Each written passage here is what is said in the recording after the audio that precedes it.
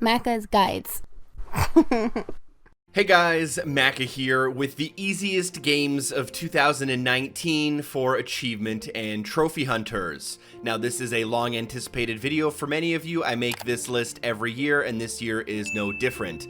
The only things that are different is that this is the first year where I measured games in minutes instead of in hours. Games have gotten extremely easy in the last year. You can actually grab all 50,000 Gamerscore that I recommend in this video in around 25 to 40 hours depending on your skill. Now I will leave some useful links down in the description, like to my subreddit where I'll have a post listing all of these games with an option for you to go straight to xbox.com to purchase them if you so desire. I would also recommend subscribing to my subreddit as I often post sales for Easy Gamerscore games as well if you want to get some games on the cheap.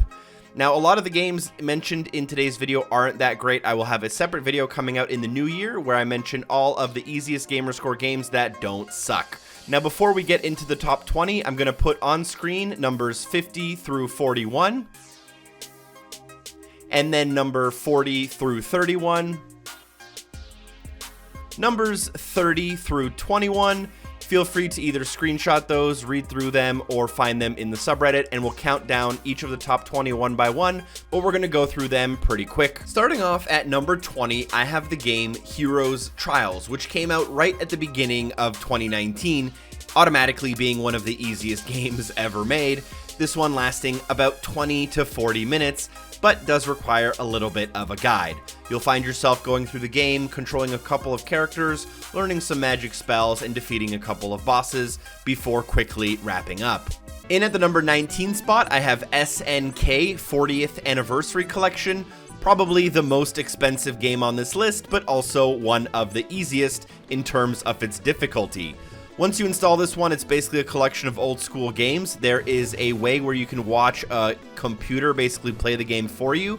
If you pause right before the game finishes and take control and allow the game to complete itself, you'll get an achievement for completing that game. You'll have to do it for a couple of games, and before you know it, you'll have your 1,000 in under 45 minutes. In at the number 18 position, I have a game called Football Game, which is a great title for a game. Very creative, 10 out of 10 on that one. This one will take you around 30 to 40 minutes. You'll have to follow a guide though. It's kind of like a point-and-click adventure game where you have to complete the entire story. Obviously, you'll want to do this one as quickly as possible, but it is pretty cheap at least. In at number 17, I have Bouncy Bullets. There's a lot of games that are not so great on the list, but Bouncy Bullets is one of the better ones. It's a first-person shooter, kind of puzzly game. You'll have to jump through and kind of complete level by shooting certain blocks with certain colors, and eventually you'll get to the exit of every level. I think you have to complete something like 24 or 36 levels and do a couple of very easy tasks along the way before you grab your completion in as little as 20 minutes. Then we have Planet Rick's 13. I have a video guide available for this, and if you want to do this game as quickly as possible, I would highly recommend using it. If you follow along, you should be able to complete the game in as little as 20 to 25 minutes, but if you take a little bit longer, it could take around 40 minutes. Requires no skill, but you will have to do things in a specific order to make sure you get all of the different endings and all of the missables as well. In at number 15, we have Mecha Bolt, which is a 2D action platform shooter type game where you run around the world and collect batteries.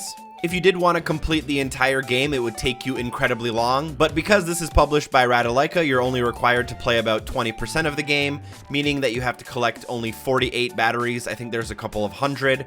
You'll be able to very easily do it as long as you have even a little bit of skill. Slowly working our way towards the top 10 at number 14, I have Mochi Boy, which is a kind of puzzle game where you have to cover an entire board in a certain pattern in order to make sure you don't fail out. You will require a guide for this, but it is pretty easy to follow along with any tutorials, and you should be able to do it in under 30 minutes with very little difficulty. If you do mess up, all you have to do is restart a level and you'll be on your way. Unlucky number 13 is Paradox Soul. This is another kind of 2D action-y platform shooter game. I do have a guide available on the channel which lasts about 20 minutes if you're able to follow along. If it takes you a little bit longer, you might find yourself around the 30-minute mark. Doesn't require too much skill. and it is a very average game, as most of the games on this list unfortunately are. Don't worry, I will take a little bit longer to describe the games in the top 10. I kind of wanted to breeze through numbers 11 through 20 really quick though. For number 12, we have the horror game called Caretaker, which can be done in as little as 15 minutes. But it is a very tough game to play. It's a horror game, and it can be very confusing because everything's kind of pitch black all the time. It can be hard to find what your objective is and where you're supposed to go, even if you do follow a guide. So for that reason, I found it a little bit more difficult than some of the games higher up on our list in terms of their easiness. So for number 12, I'm going to have Caretaker. You'll probably want to use a guide for this one if you go for it, and I believe it is a little bit more expensive than some of the other games though. At number 11, the easiest game that is not in the top 10, I have Gravity Duck, which does involve a little bit more skill than some of the other games, but even if you get stuck, it isn't too bad and should only take you around 30 minutes or less. I personally did it in under 20 minutes, having absolutely no idea what I was getting into when I first started the game, and you don't have to really use a guide for this game at all. You just play it and get through the levels, and eventually you'll have your 1,000. Pretty much tied with Gravity Duck, I have a game called Foxy Land. It's also incredibly easy, taking you a maximum of 30 minutes, even if you have very little skill. And the best part about this game, it's another game where you absolutely don't require a guide. Just play the game, and eventually you should have everything done. You can double check. I think you need to buy something in the store in this one, which takes about 5 seconds in one of the menus. However, just sit down, play, and eventually you'll get everything in about 20 minutes. In at the number 9 position, I have actually one of the fastest games. I believe it's the second fastest out of all of them, and that game is Eero Hero. Unfortunately, it does take a little bit more skill than all of the other games on the list, as it is kind of an action top-down shooter in the style of the classic game Ikaruga, where you have to switch between red and blue. You can catch certain colors based on your color, and you can damage certain ships based on your color as well. You will have to get all the way through level 1 and then about halfway through level 2, which I thought was really easy, but I do think, unfortunately, some people have some problems with this one if they aren't too well versed in the genre, or maybe they aren't paying attention to how the mechanics are working.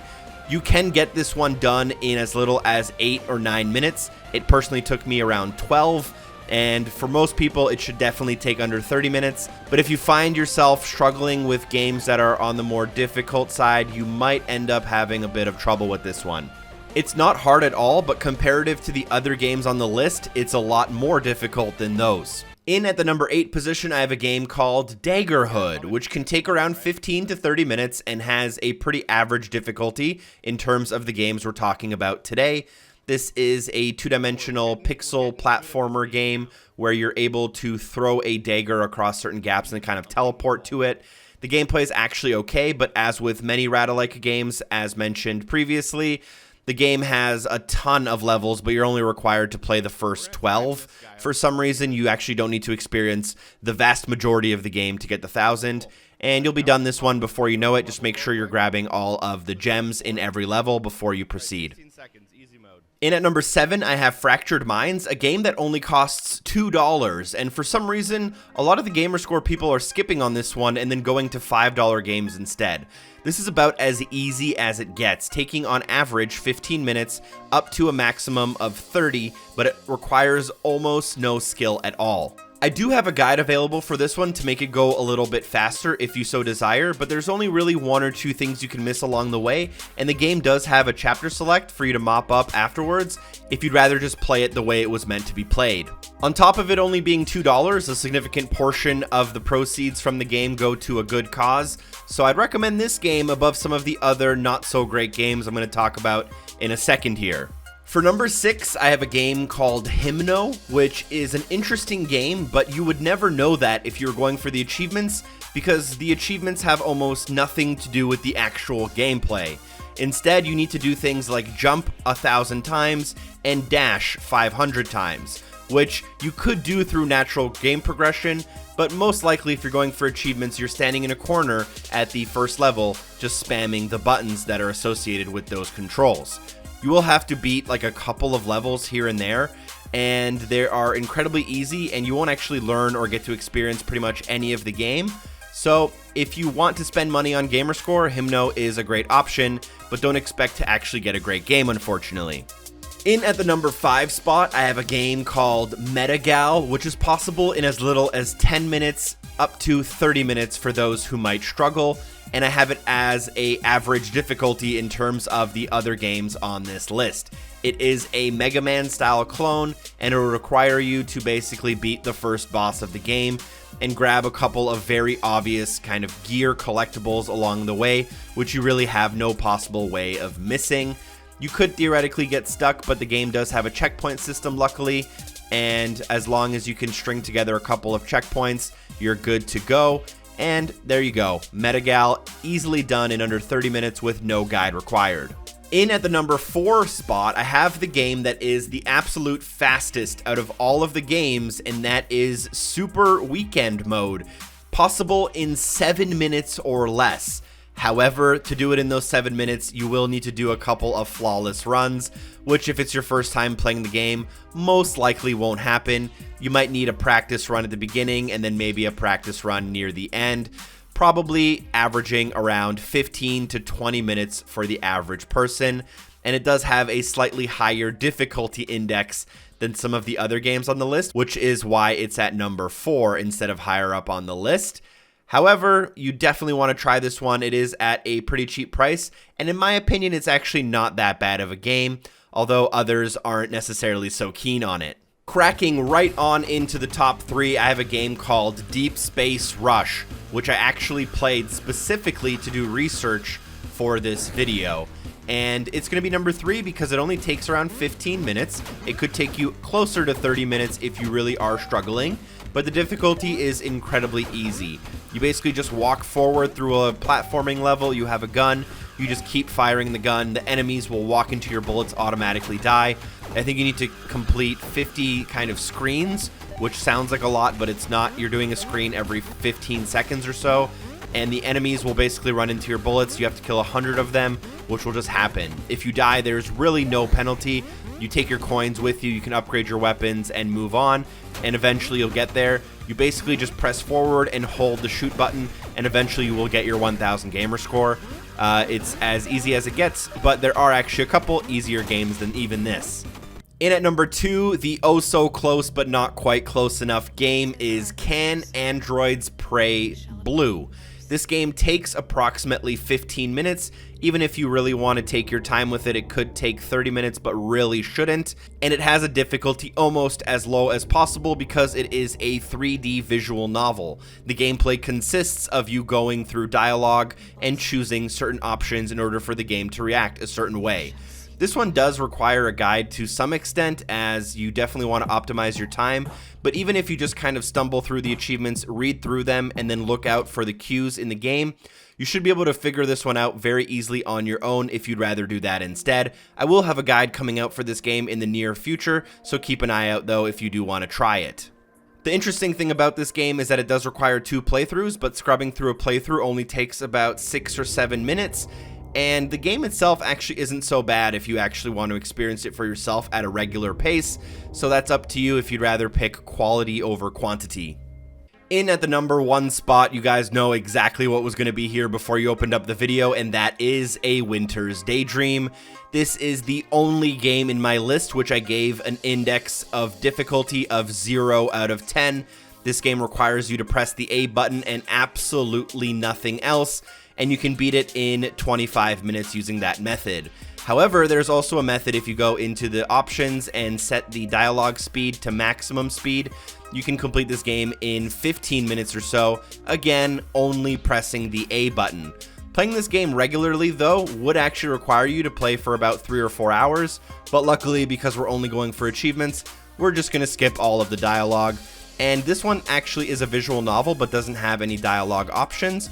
You basically just read it like a book. I made a specific video about this game if you want to check it out, but it really doesn't get any easier than this. It's as easy as it gets. Pressing 1 button on your controller for 15 to 20 minutes and you are done. A Winter's Daydream. If you actually do play along, I heard it's actually pretty cool, although it's a pretty interesting, very Japanese style story. You might want to actually check it out if you are into that stuff too. But nonetheless, thank you guys so much for watching. Hope the video was helpful. Again, links in the description for a lot of cool things. Let me know how you like the formatting and style of this video, how I should change it up for next year. Hope I see you guys on the subreddit. I hope to see you guys on Twitter as well, where I discuss a lot of these games.